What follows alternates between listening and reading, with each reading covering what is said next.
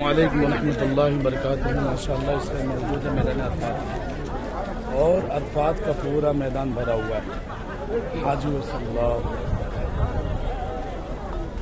हज से भी ज़ायद लोग यहाँ पर आ चुके हैं। देखेंगे आप मंजर तो देखें आप, पूरा खाली नहीं है।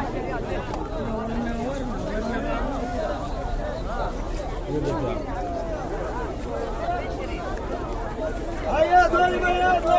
पूरा भरा हुआ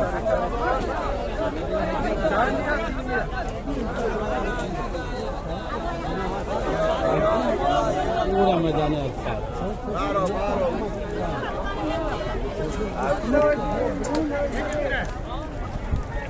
माशाअल्लाह